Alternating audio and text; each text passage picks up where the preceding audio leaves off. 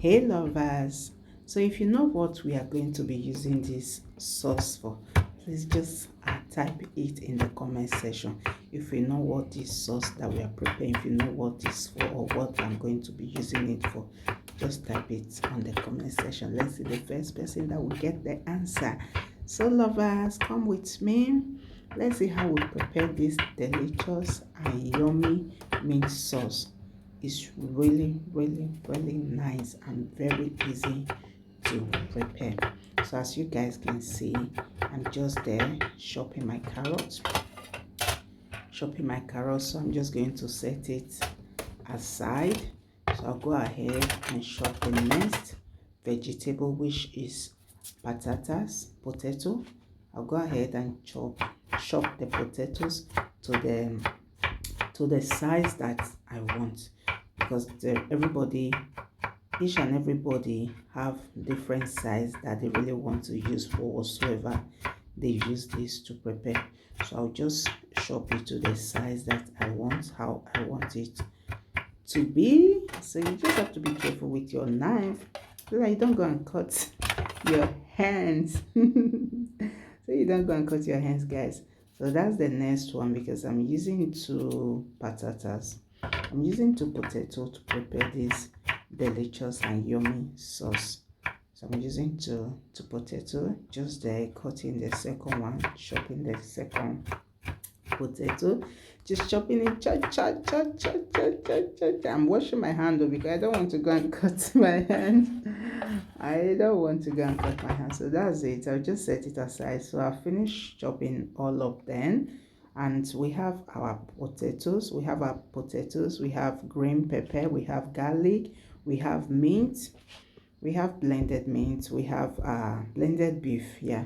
We have carrots. So we'll just go ahead and add our garlic into our olive oil. You can actually use whatsoever oil of your choice, but for me, I do use olive oil to cook.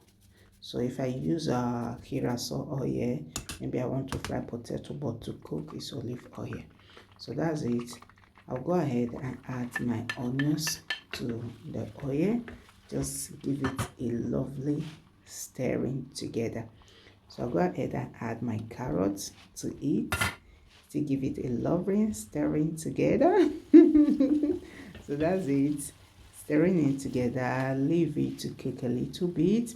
I'll still go ahead and add my potato to it. Potatoes. I'll go ahead and stir it together. So now I'm adding my green pepper to it.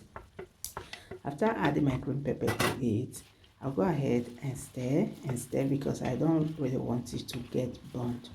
So I stir and stir and stir and stir and stir and stir and stir and stir. Just continue stirring it. Just continue stirring together, because you won't like it to burn. You won't like your sauce to burn. So that's it. I'm just there stirring it. Leave it to cook a little bit and re-stir it again. Leave it to cook. Now I'm just going ahead to add my oberenge meat to it. Just added my meat to it. So that's it. It's really a lot of meat to do. So I stir everything together. I make sure that I stir it very well. So I add my curry to it. I'm adding curry to it. Yeah, I add my curry to it. It was difficult for it to come out from the cover, so I decided to open it direct. So now I'm adding salt to it. Add a pinch of salt more. Now I'm adding my seasoning, which is non-seasoning. I normally use non-seasoning for my cooking. So I'll go ahead and give it amazing stir. Amazing and lovely stirring. So I just go ahead, stir it together, stir and stir and stir and stir. Continue stirring, continue stirring, continue stirring, continue turning it, continue stirring until it's very mixed together. Continue stirring. So guys, I'm just stirring it, stirring and stirring and stirring and stirring until it's well mixed together. So you can see that, just stirring and stirring and stirring because I want everything to actually mix very well. So guys, I'm setting a little bit aside in the other little fry pan because I really want to try it with pepper. It's my first time trying to cook it with pepper.